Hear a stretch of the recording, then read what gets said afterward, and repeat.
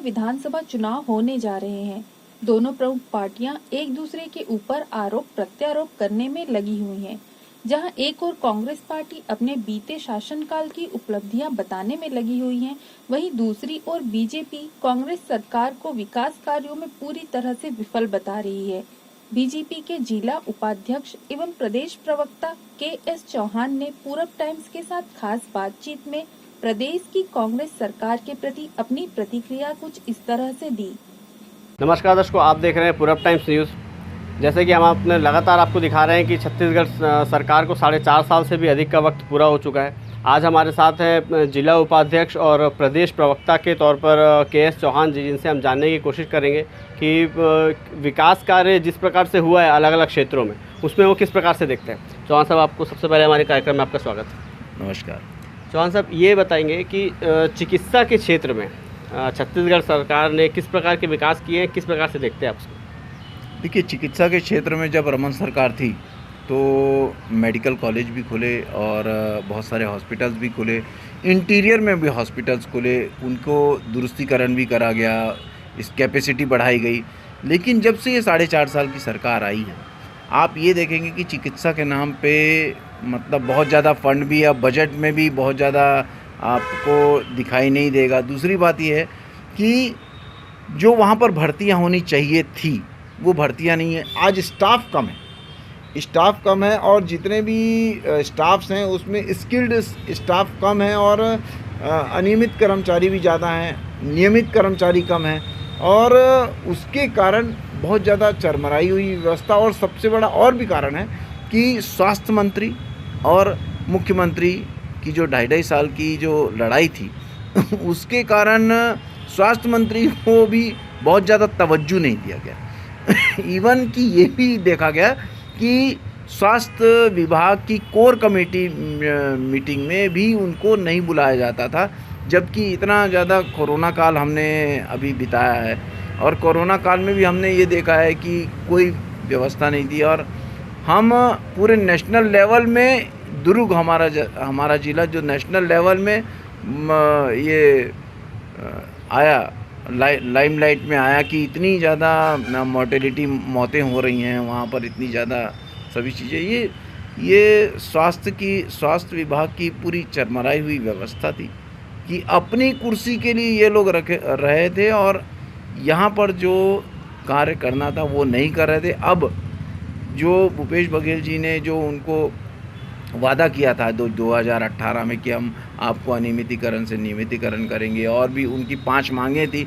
आपका मतलब जो वेतन है वो बढ़ाएंगे, वेतन विसंगति के मामले में बहुत ज़्यादा बोला गया। और उसके बाद कोरोना काल में फिर से आगे वादा किया गया कि हम आपको एक्स्ट्रा भत्ता देंगे, आपको जो अतिरिक्त आपने सेवाएं दी हैं उसका पैसा मेहनताना देंगे।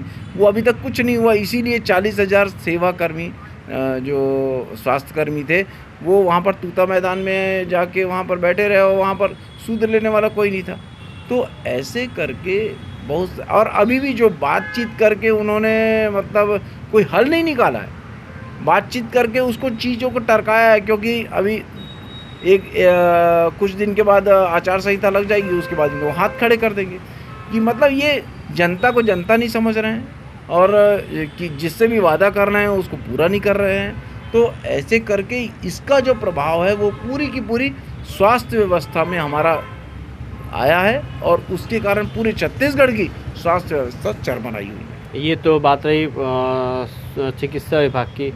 शिक्षा के क्षेत्र में स्वामी आत्मानंद स्कूल खोले गए और भी कई प्रकार के प्रयास सरकार के साथ किए जा रहे हैं। किस प्रकार से देखते हैं शिक्षा के क्षेत्र में क्या विकास कार्य हुआ? शिक्षा के क्षेत्र में भी वही है, आप अनियमित कर्मचारियों को नियमित नहीं किया है आपने।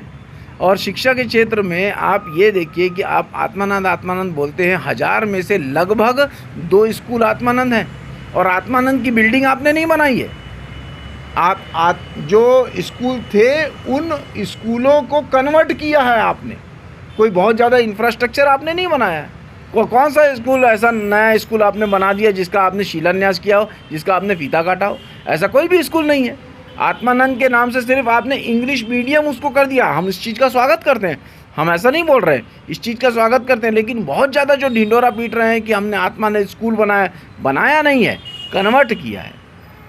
आपने कोई नया इंफ्रास्ट्रक्चर नहीं बना दिया है, नया कुछ नहीं कर दिया है। और जितनी टीचर्स वहाँ पर, जितने बच्चे के प्रति एक टीचर होनी चाहिए, उतनी टीचर्स यहाँ पर नहीं है।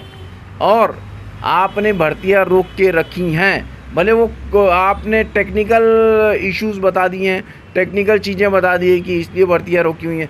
पहले आपने आरक्षण का मुआवना दे दिया कि इसलिए भर्तियाँ रुकी हुई हैं, फिर दूसरी चीज़ें आ गई इसलिए भर्तियाँ रुकी हुई हैं। अभी तक भर्तियाँ नहीं चालू हुई हैं। आपने बोला था कि जैसे ही कोर्ट का ऑर्डर आ जाएगा, कोर्ट में सब क्लियर हो जाएगा, मैं 2 दिन के अंदर भर्तियाँ चालू कर दूँगा। आज 3.5 महीना हो गया है, आपने क्यों नहीं भर्तियाँ चालू की? तो इसका भी असर जो है वो पूरा का पूरा स्वास्थ्य, जैसे स्वास्थ्य में आ रहा था वैसे शिक्षा में भी आ रहा है।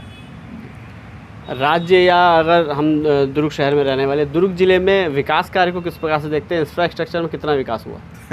इंफ्रास्ट्रक्चर में आप ये बता दीजिए कि कोई भी एक इंफ्रास्ट्रक्चर के नाम से जो ढिंढोरा पीटते हैं हमारे माननीय विधायक जी कि हमने ठगड़ा बांध किया।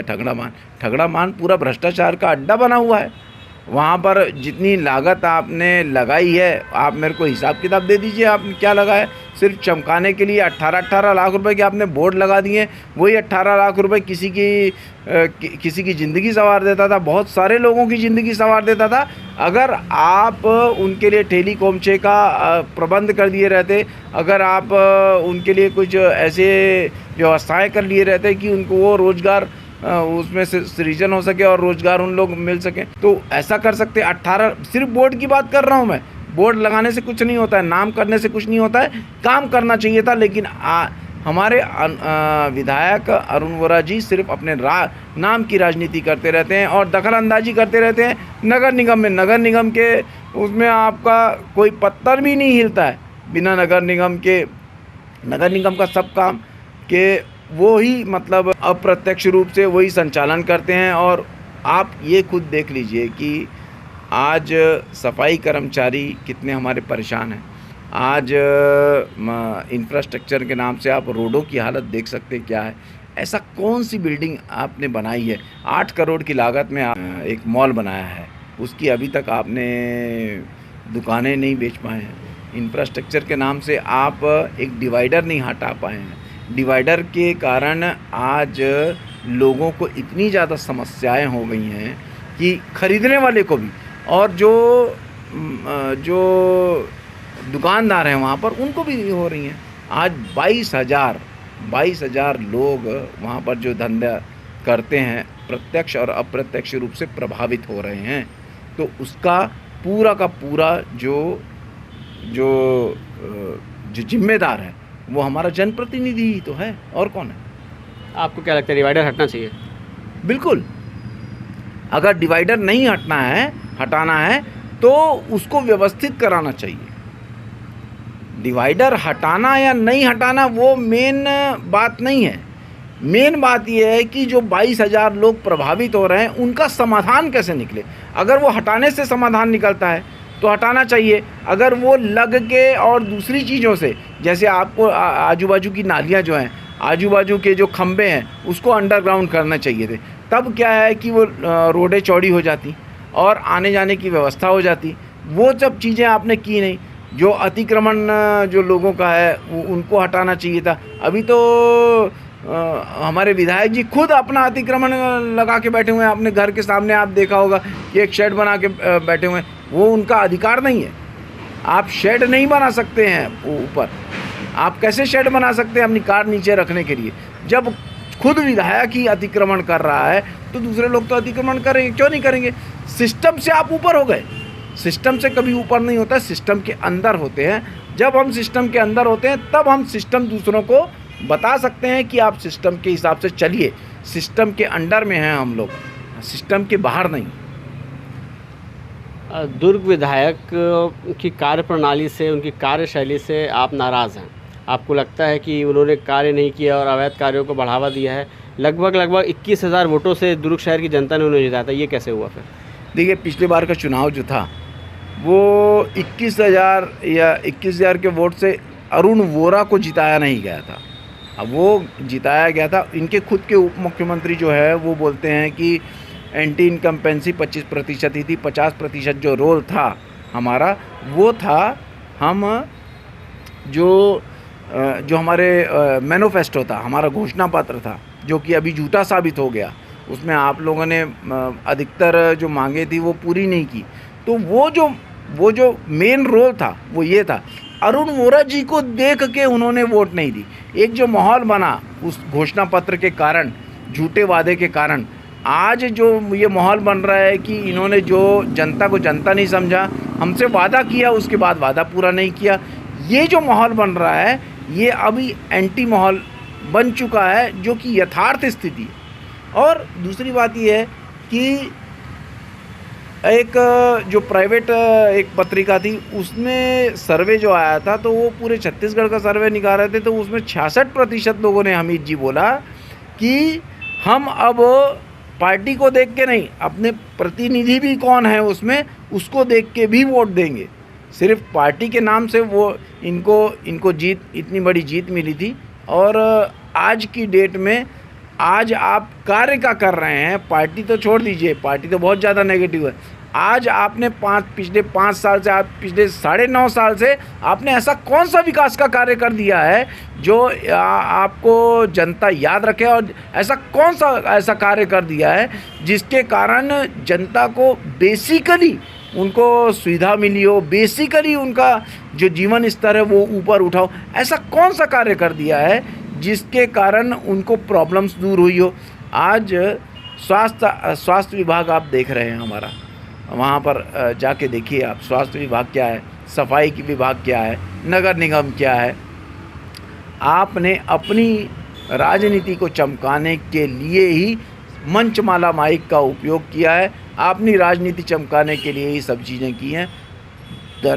मतलब जनता से आपको कोई लेना देना नहीं था।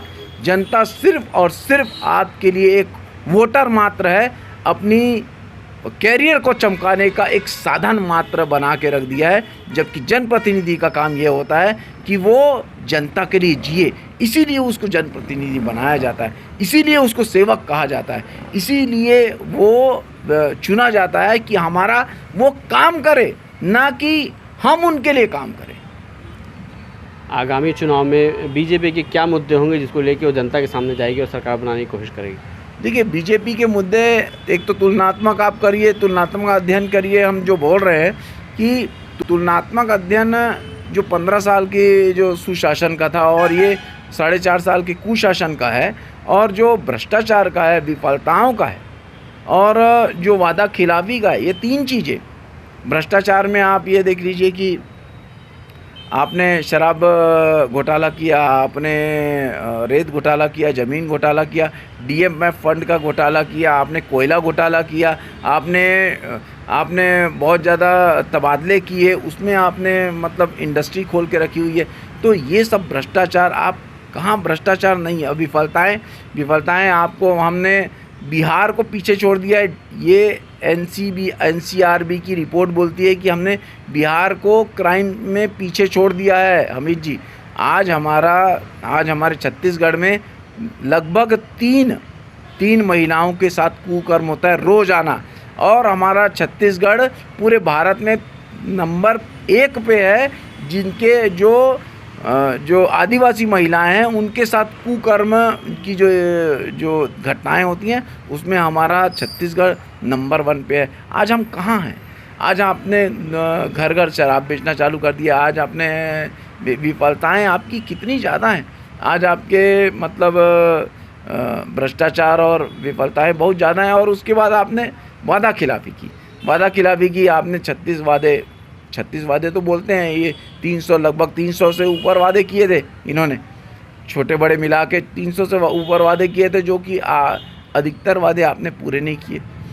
आप 36 वादे ज़्यादा बोलते हैं तो 36 वादे में बोलते हैं आपने 34-35 वादे पूरे कर दिए। तो मैं ये बोलना चाहता हूँ कि आपने शराबबंदी कर दी, आपने अनियमित कर्मचारियों को नियमित कर दिया, आपने 1500 वृद्धा पेंशन दे दिया, आपने विधवा पेंशन दे दिया, आपने स्व सहायता समूह का महिला कर्जा माफ़ कर दिया, आपने डीए आचार्य केंद्र के समकक्ष कर दिया, आपने बिजली बिल हाफ करने की बात कही थी, 400 यूनिट में रोक दिया, आपने संपत्ति कर की बात बोली थी, आपने यूज़र चार्जेस में छोड़ दिया, आपने 200 फुट पार्क की बात बोली थी, आपने और भी बहुत सारी चीज़ें बोली। तो वो कहाँ है? आज वो कहीं नहीं है। आज आपने वही बोला था कि श्रमिकों को एक रूम का हम घर बना के देंगे, वो कहाँ है? वो कहीं नहीं दिख रहा है।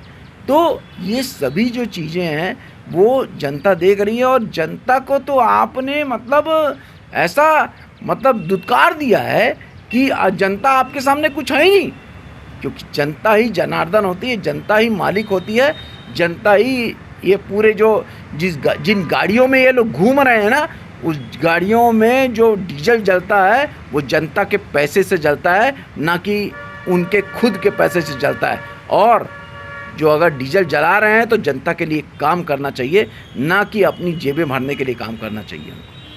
हमारे कार्यक्रम में आने के लिए बहुत बहुत धन्यवाद। धन्यवाद। तो ये थे के.एस. चौहान, प्रदेश प्रवक्ता हैं भारतीय जनता पार्टी से। आने वाले समय में भी आपको बीजेपी के और कांग्रेस के प्रतिनिधियों से मिलवाते रहेंगे। बने रहिए पूरब टाइम्स न्यूज़ के साथ। धन्यवाद।